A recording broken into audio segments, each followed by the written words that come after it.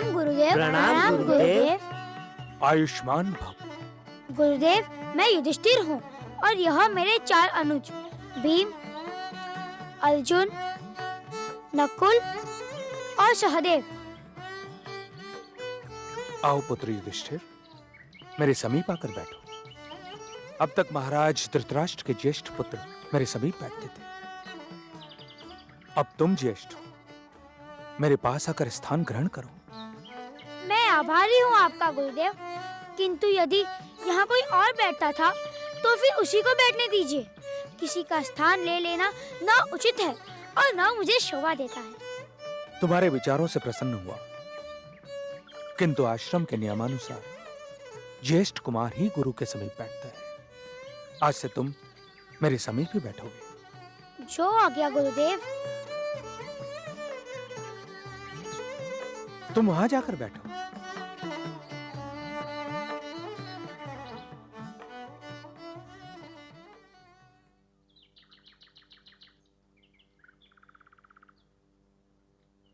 प्रणाम गुरुदेव। प्रणाम गुरुदेव। आयुष्मान भव। तुम्हें किसी ने बताया नहीं कि स्थान मेरा है? दुर्योधन, सुना नहीं तुमने? युधिष्ठिर को मैंने अपने समीप बैठने को कहा है। ये जानते हो भी कि स्थान मेरा है? युधिष्ठिर तुमसे बड़ा है आयु में। मुझसे आयु में बड़ा है तो क्या हुआ? पद में तो मुझसे छोटा है। मैं यहाँ के राजा का पुत्र हूँ। दुर्योधन, बहुत हो चुका। माना तुम महाराज के पुत्र हो, किंतु यह गुरु का आश्रम है। यहाँ कोई राजपुत्र नहीं, सब शिष्य है। ए मोटे, मेरे मुंह मत लगना, न तो फिर बहुत पछताओगे। तुम्हारा मुंह इस योग्य है ही कहाँ। यदि तुम्हें लगता है कि तुम बहुत बलवान हो तो आजा, हो जाए 2-2 हाथ, सारे बल निकाल दूंगा। भीम,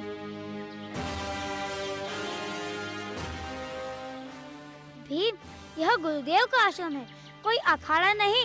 स्थान कोई महत्व नहीं रखता, महत्व शिक्षा का होता है।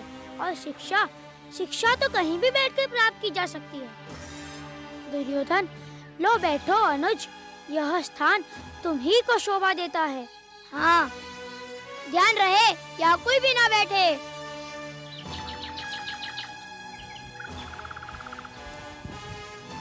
अब दीजिए गुरुदेव शिक्षा।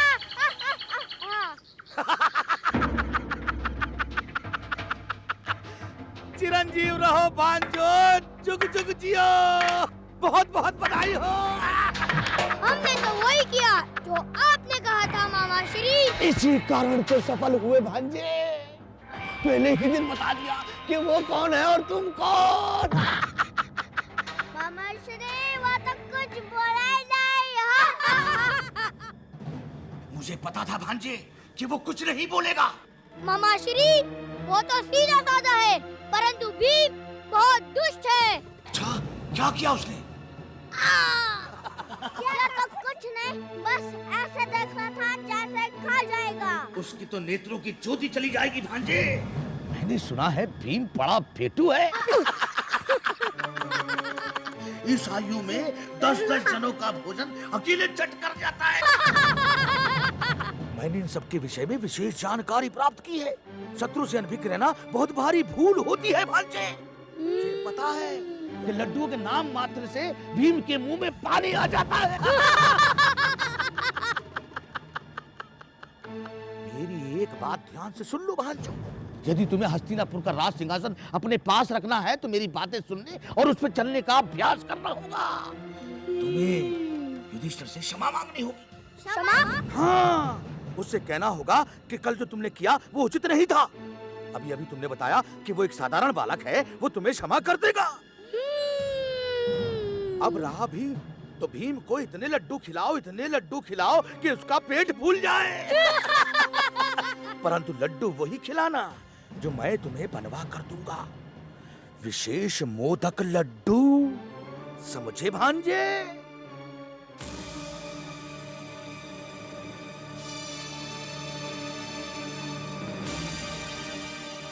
ना ना ना भांजो, ये क्या कर रहे हो?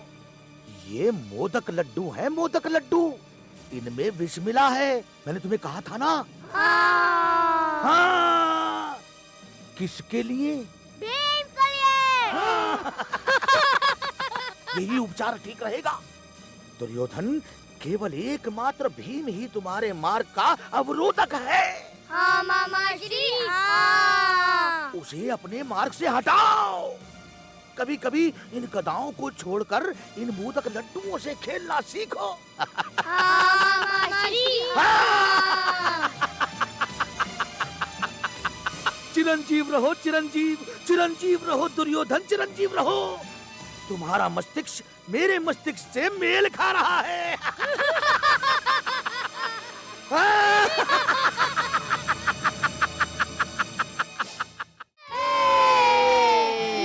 भीम भैया, हाँ? जल क्रीड़ा के बाद पेट पूजा का आनंद ही कुछ और है। बहुत स्वादिष्ट भोजन बना, और लड्डुओं का तो कहना ही क्या। कहाँ है लड्डू? मुझे लड्डू दो।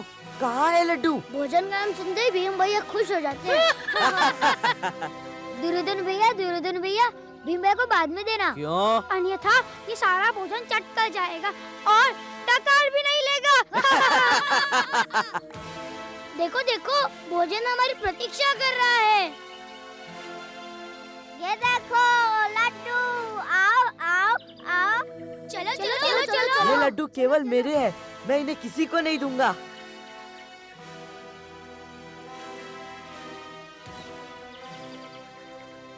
लाओ लाओ लाओ। खाओ जल्दी, छोड़ना नहीं, जल्दी खाओ खाओ। भीम भैया खाता जाओ, खाओ खाओ खाओ खाओ खाओ, खाता जाओ, खाओ खाओ बहुत स्वादिष्ट है, और चाहिए। खाओ खाओ खाओ खाओ, बहुत स्वादिष्ट है, मैं तो पूरा खाऊंगा। खाता जाओ, खाओ खाओ खाओ खाओ खाओ खाओ खाओ खाओ खाओ खाओ, खाता जाओ, खाओ खाओ खाता जाओ, खाओ खाओ।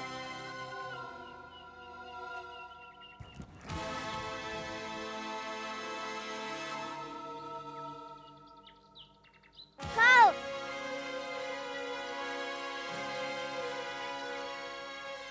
भोजन समाप्त। मेरे विचार से हमें वन विहार के लिए चलना चाहिए। हम भी चलेंगे। क्या आखिर की व्यवस्था है? हाँ, संपूर्ण व्यवस्था है। दुर्योधन, तुम महान हो। हाँ, तो हम चले। तुम सब जाओ, मैंने तो खा लिया, अब तो मैं सोऊंगा। हाँ, सो जाइए। आप लोग समय बिछाइए, चलो।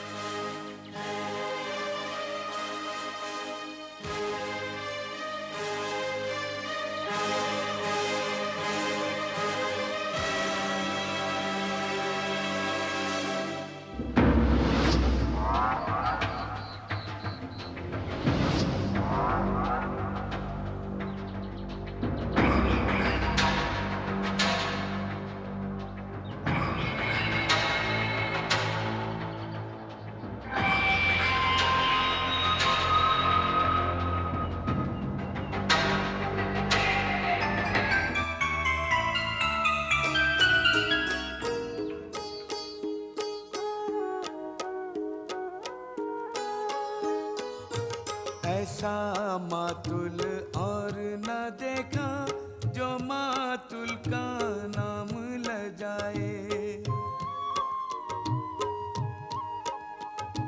एक के पक्ष में चाल चले और एक के पक्ष में जाल बिछाए। विष भरी खाकर भीम मिठाई, विष भरी खाकर भीम मिठाई, अब विष धर के लोक में जाए। भक्षक घात पे घात करे और रक्षक हर संकट से बचाए। भक्षक घात पे घात करे और रक्षक हर संकट से बचाए। या ठहरो।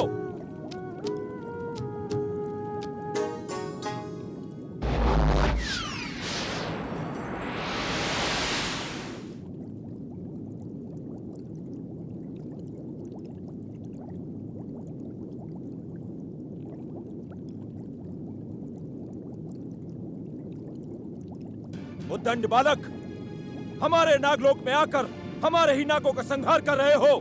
मैं तुम्हें जीवित नहीं छोड़ूंगा। पहले ये बताओ, तुम हो कौन? नागराज वासुकी!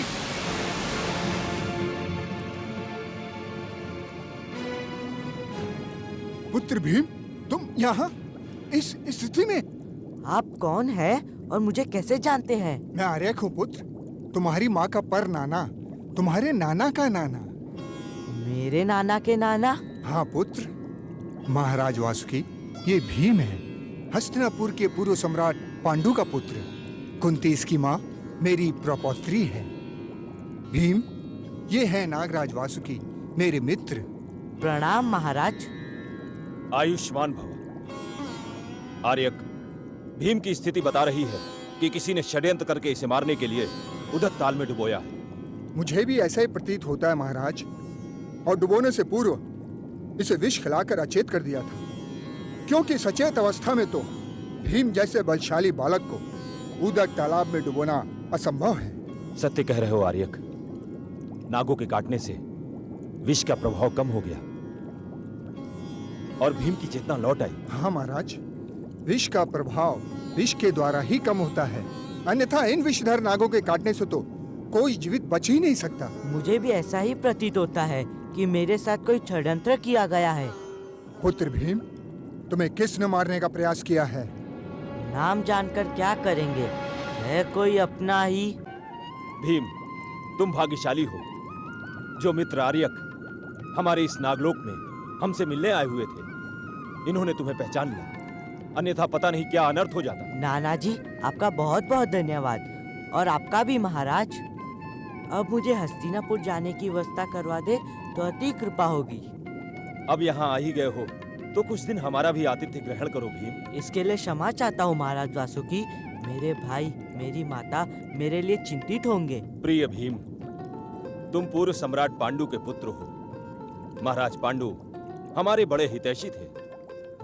उन्हीं ने संरक्षण में लेकर हमें यहाँ रहने की अनुमति दी थी। इस उदक क्षेत्र में हम पूर्ण निश्चिंत होकर बड़े ही सुखपूर्वक रह रहे हैं। उनके बड़े उपकार हैं हम पर। उनका ये ऋण तो हम प्राण देकर भी नहीं चुका सकते। किंतु पुत्र, हम तुमसे याचना करते हैं कि हमें भी अपने प्रति कुछ करने का अवसर दो, जिससे हमें भी संतोष हो सके। जैसी आपकी इच्छा महाराज।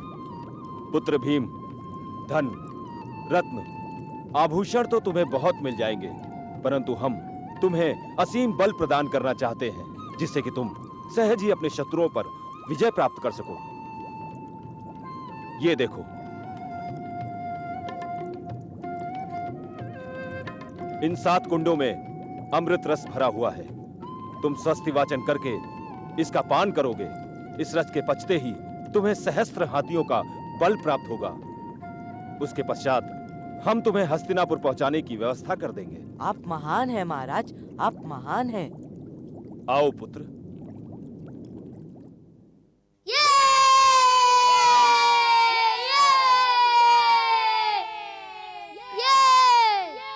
भीम भैया, भीम किधर है? भीम, भीम भैया आप कहाँ हो? भीम भैया, भीम भैया आप कहाँ हो? भीम भैया आप कहाँ हो? भीम भैया, भीम भैया आप कहाँ हो?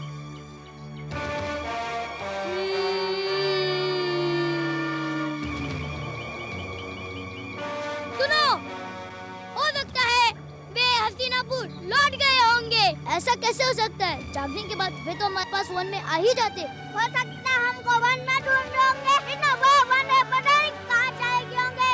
मेरे विचार से तो वे हस्तिनापुर लौट गए होंगे। नहीं लौटे तो लौट जाएंगे ना। चलो पीछे पीछे चलो।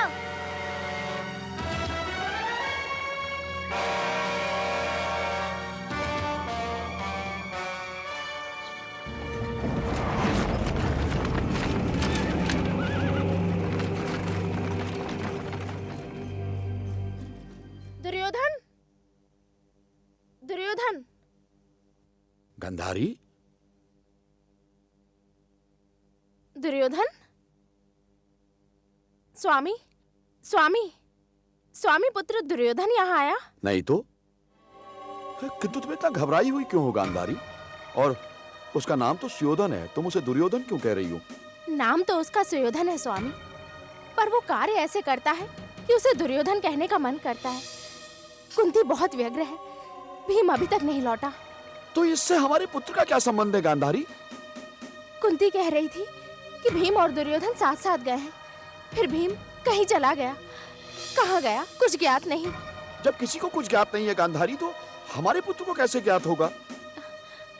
मेरे मन में अशुभ विचार उठ रहे हैं स्वामी। माते! माते!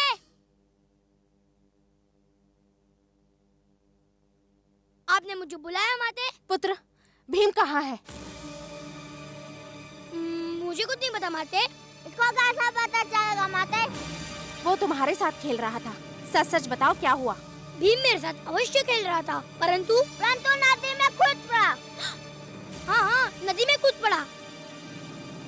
उसके बाद मुझे कुछ नहीं पता। मुझे सब ज्ञात है पुत्र, किंतु मैं कुछ कहना नहीं चाहती। भीम तुम्हारे साथ गया था, यदि वो न लौटा अथवा उसे कोई हानि पहुंची तो मैं तुम्हें कदापि क्षमा नहीं करूंगी। गांधारी, तुम अकारण ही क्रोधित हो रही हो हमारे पुत्र पर। जो उसे ज्ञात था उसने बता दिया। भीम कोई दूध पीता शिशु नहीं है, वो लौट आएगा। जाओ पुत्र, विश्राम करो, थक गए हो। दुशासन, चलो।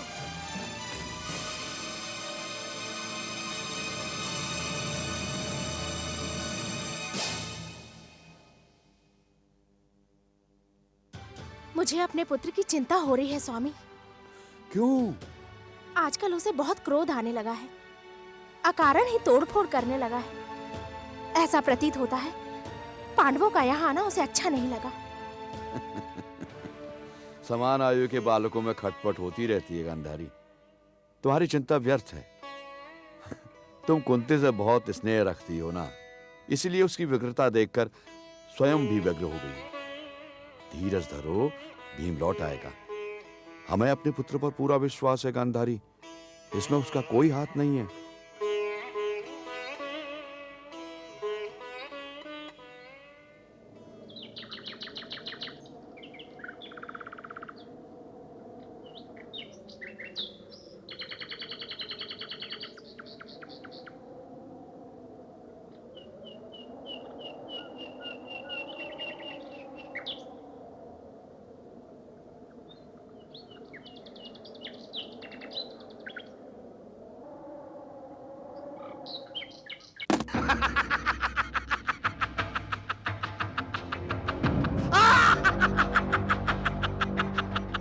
देखा भांजे, कैसी लगी तुम्हें मेरी ये चाल?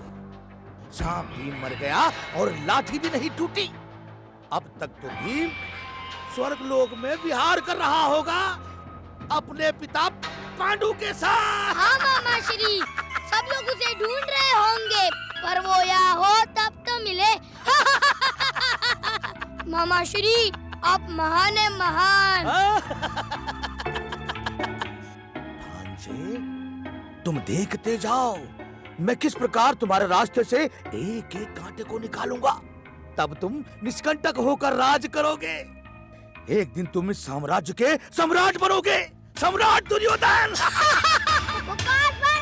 मामा श्री, वो बता मामा श्री, भीम लौट आया है। ऐसे कैसे हो सकता है? असंभव चिरंजीवी, असंभव। उस विष से कोई नहीं बच सकता, असंभव।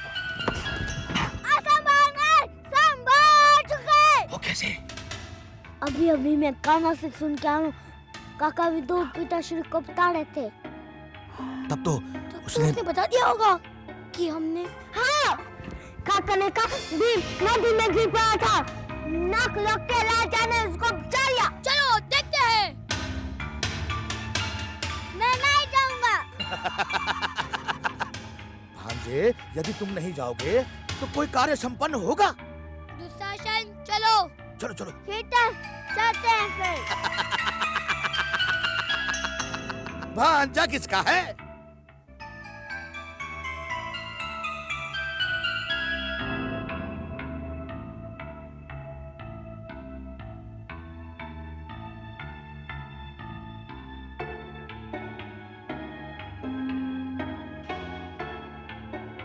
जीजा श्री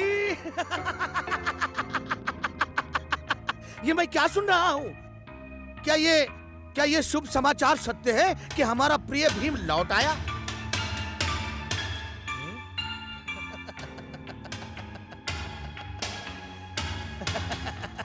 मैं ना कहता था कि अपने भीम को कुछ नहीं होगा।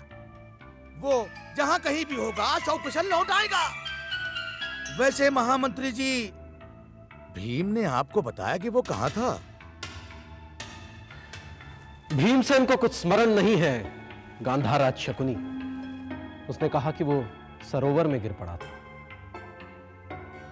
काका श्री, भीम भाई सकुशल है, हमें और क्या चाहिए? पुत्र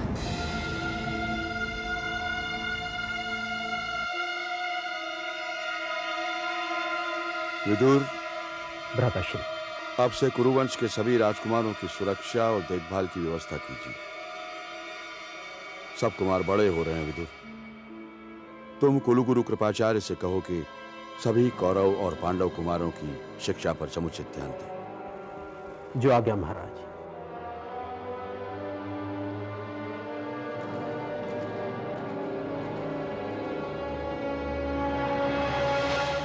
हट! प्रतिशोध! मैं दुर्योधन से इसका प्रतिशोध अवश्य लूंगा। नहीं पुत्र, नहीं, नहीं पुत्र, शांत हो जाओ। प्रतिशोध जैसे शब्द संसार में सदैव आतंक फैलाते हैं। प्रतिशोध की भावना अच्छे भले मनुष्य को अंधा बना देती है पुत्र। किंतु दुर्योधन ऐसा क्यों किया माता? शांत हो जाओ पुत्र, शांत हो जाओ, शांत हो जाओ। अच्छे बुरे का भेद समझने वालों के साथ रहता तो कदाचित ऐसा ना करता। किंतु पुत्र, तुम मुझे एक वचन दो। जो कुछ भी हुआ तुम उसके विषय में किसी से कुछ भी नहीं कहोगे, नहीं तो व्यर्थ ही हस्तिनापुर में हाहाकार मच जाएगा। कह दोगे कि तुम्हें कुछ भी स्मरण नहीं। पिता माँ ने पूछा तो क्या उनसे भी झूठ बोल दूंगा? हाँ पुत्र।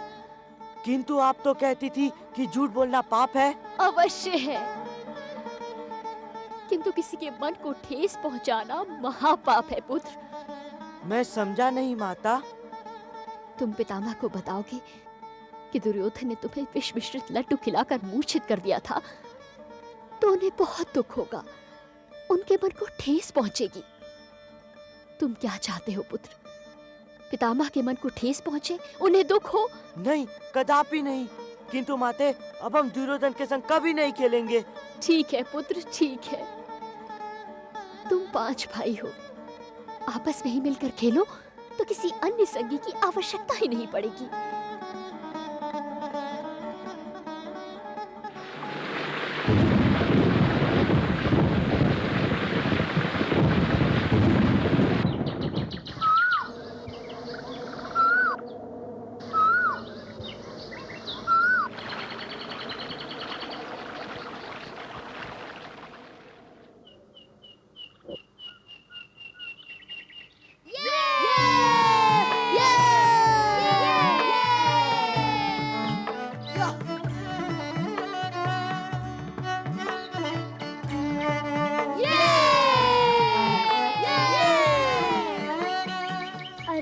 ये तो अंधा कुआं है, इसमें जल ही नहीं है, सूखा पड़ा है।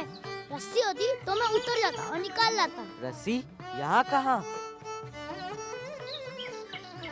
भीम भैया, अब तो इस गेंद का निकलना असंभव है। क्या देख रहे हो बालकों?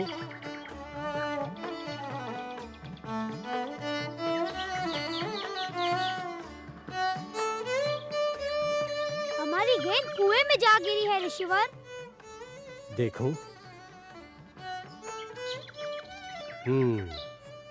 कुआं तो बहुत गहरा है। यही तो कष्ट है।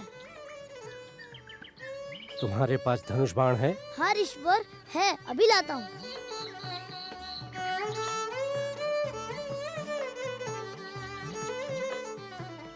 ये लीजिए ऋषिवर, किंतु ये बहुत छोटा है।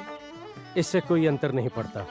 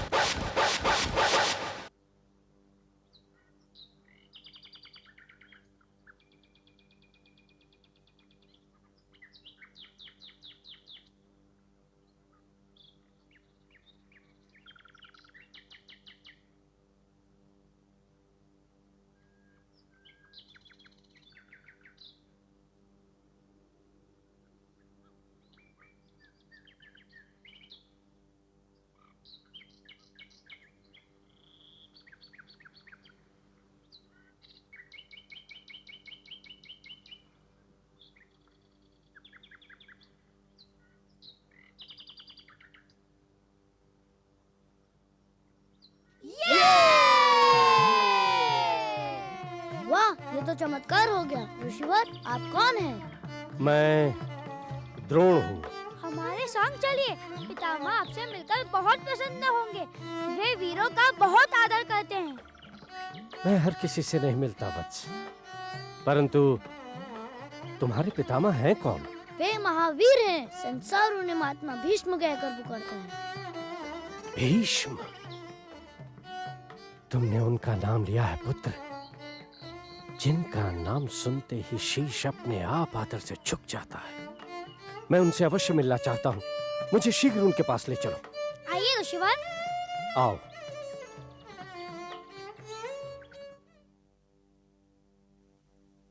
द्रोण, मेरे गुरु भाई, कैसे हो? आपने मुझे पहचान लिया। मुझे तनिक भी विश्वास नहीं था कि आप मुझे देखते ही पहचान पाएंगे। कैसे नहीं पहचानता? हम दोनों एक ही गुरु के शिष्य रहे हैं। जी हाँ। बैठो बैठो, बैठो। धन्यवाद।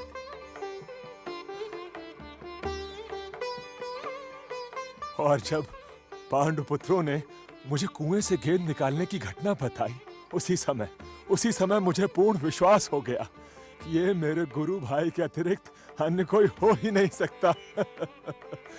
अच्छा, इधर कैसे पदार्पण हुआ? ये एक लंबी कहानी है महात्मा भीष्म, फिर कभी बताऊंगा। द्रोण, तुम मेरे गुरु भ्राता हो, तुम्हें मेरे पास आना चाहिए था। मुझे जब ज्ञात हुआ कि मेरा गुरु भाई हस्तिनापुर का अघोषित नरेश बन चुका है, तो मुझे साहस नहीं हुआ। क्या तुम्हें अपने भाई पर विश्वास नहीं था? जीवन में कभी कभी ऐसी घटना घटती है कि मनुष्य का अपने ऊपर से भी विश्वास उठ जाता है। किंतु अब तुम कहीं नहीं जाओगे, यहीं रहोगे मेरे पास। किंतु मैं किंतु कुछ नहीं, मैं कुछ नहीं सुनूंगा। मेरे पौत्रों को शस्त्र विद्या सिखाने के लिए एक गुरु की आवश्यकता थी, जो मुझे मिल गया। अब मेरे पौत्र कुल गुरु कृपाचार्य से शास्त्र विद्या सीखेंगे और तुमसे शस्त्र विद्या। आपने क्या कहा? कृपाचार्य? वे यही हैं? तुम उन्हें जानते हो? भली भांति महात्मा भीष्म। उनकी बहन कृपी तो मेरी धर्म पत्नी है। मैं उनसे शीघ्र मिलना चाहूंगा। मैं अभी प्रबंध करता हूँ। आओ।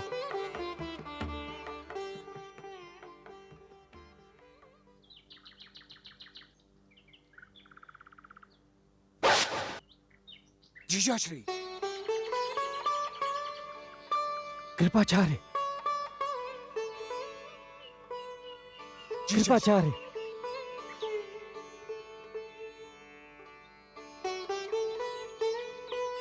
प्रणाम। जीजाश्री, कहाँ चले गए थे आप? हमने आपको कहाँ कहाँ नहीं खोजा, किंतु आपका कहीं पता नहीं चला। कहाँ चले गए थे? क्यों चले गए थे आप? आपके अज्ञातवास को इतने वर्ष बीत गए, हमें तो चिंता हो गई थी। मैं एक ऐसी साधना में व्यस्त था जिसके विषय में किसी को कुछ नहीं बता सकता था। यूं समझ लो, स्वयं से युद्ध कर रहा था, और ये युद्ध अभी तक समाप्त नहीं हुआ है कृपाचार्य। पर अभी मुझसे कुछ और मत पूछिएगा। मैं तो आभारी हूं महात्मा भीष्म का, जिन्होंने मुझे सम्मानित करके मेरे हृदय की पीड़ा पर स्नेह लेप रखा है। मुझे ज्ञात हुआ है कि महात्मा भीष्म ने आपको पांडव और कौरव राजकुमारों को शस्त्र विद्या देने का भार सौंपा है। कृपाचार्य, ये गौरव मुझे पांडवों के कारण ही मिला है, और सत्य तो ये है कि वही मुझे महात्मा के पास ले गए थे। मेरे लिए तो ये एक अत्यंत सुखद आश्चर्य था। आप मेरे साथ चलिए जीजाश्री। कहां? जहां मैं ले जाऊं। मैं भी आपको एक अत्यंत सुखद आश्चर्य देना चाहता हूं। आइए।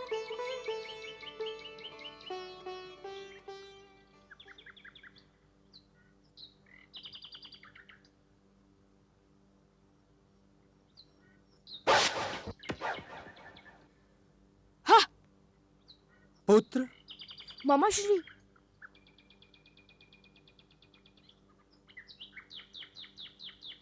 देखो पुत्र, तुमसे कौन मिलने आया है? मेरा प्रणाम स्वीकार करे। आप कौन है महात्मा? ये संसार के महानतम धनुर्धर। पिताश्री। हाँ पुत्र। पिताश्री, पिताश्री, पिताश्री, आप हमें छोड़कर कहाँ चले गए थे? अश्वत्थामा, मेरे पुत्र, मैं जिस स्थिति में था उसमें कभी कभी स्वयं को भी भूल जाता था, पर विश्वास करो, पल भर के लिए भी तुम्हें नहीं भूला। कृपाचार्य, आपने मुझे केवल एक सुखद आश्चर्य ही नहीं दिया, अपने जिस पुत्र को एक शिशु के रूप में छोड़ गया था, उसे एक स्वस्थ बालक बनाकर आपने मुझ पर जो उपकार किया है, उसका मूल्य मैं जीवन भर नहीं चुका सकता। मैं भी प्रतिदिन माताजी से यही पूछा करता था कि आप हमसे रुष्ट क्यों है। रुष्ट नहीं था पुत्र, मैं रुष्ट नहीं था, विवश था। पर अब मैं तुम्हें वो सब दूंगा जिसके तुम अधिकारी हो। परंतु माताश्री कहाँ है? वे भीतर पूजा कर रही है।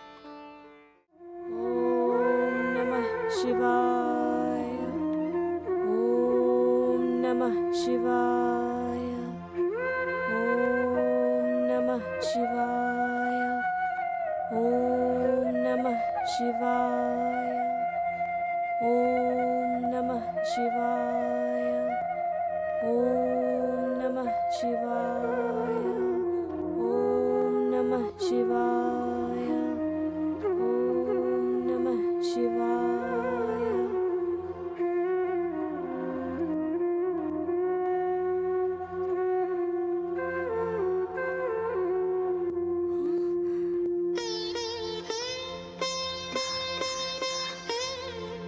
स्वामी, स्वामी, स्वामी,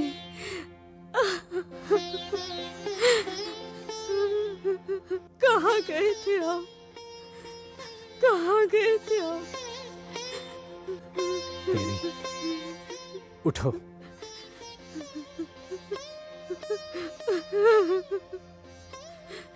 क्या अपराध हुआ था हमसे जिस कारण आपने हमें ये दंड दिया? क्या भूल हुई थी दासी की जिस कारण आप हमें छोड़कर दूर चले गए थे? कुछ ऐसा घट गया था देवी जिसने मेरे अस्तित्व को इस प्रकार झिंझोड़ दिया जैसे कोई आंधी एक वृक्ष को झिंझोड़ कर रख देती है। मैं इतने दिनों तक एक विक्षिप्त की भांति स्वयं को भूला रहा। मैं अभी और कुछ नहीं बता सकता, मुझसे कुछ मत पूछना।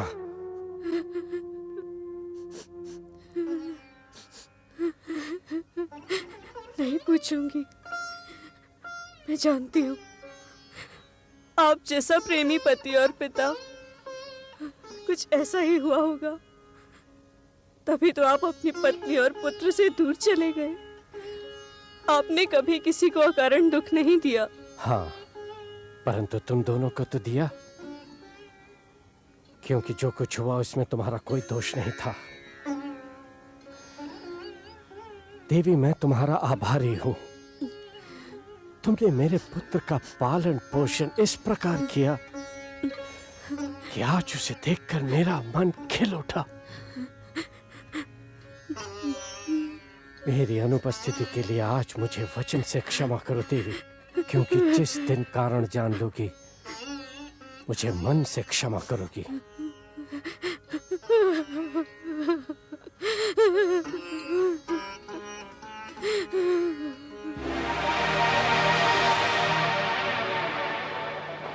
से मैंने अपने भांजों के भविष्य की चिंता का भार अपने माथे लिया है, तब से चिंताएं मेरे चारों ओर नृत्य कर रही हैं, नृत्य।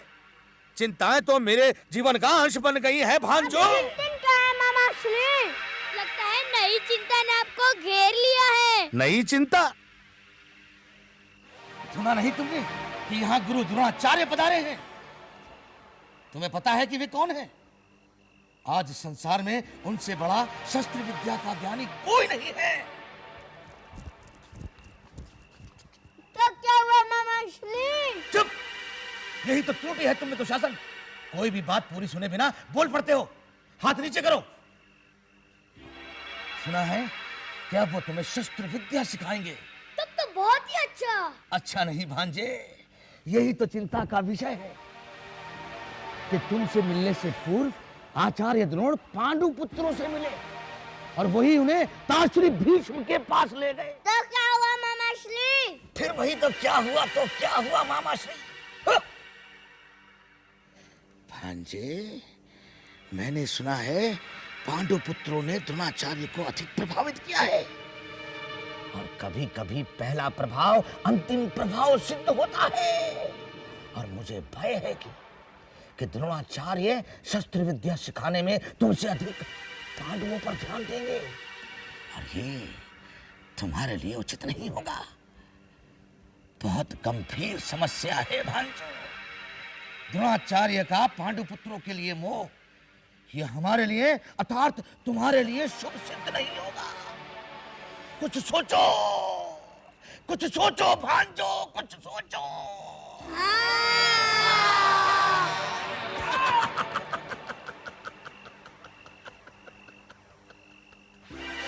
सूझ गया भांजो, सूझ गया मामा श्री। ये तो मैं भूल ही गया था भांजो कि हर व्यक्ति की कोई ना कोई दुर्बलता अवश्य होती है। एक दिन बातों बातों में कृपाचार्य ने मुझे बताया कि गुरु द्रोणाचार्य अपने पुत्र अश्वत्थामा से अधिक प्रेम करते हैं, अर्थात अश्वत्थामा गुरु द्रोणाचार्य की दुर्बलता है।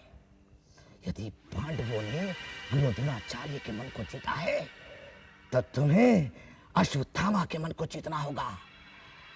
और मुझे ये जानना है कि अश्वत्थामा की दुर्बलता क्या है।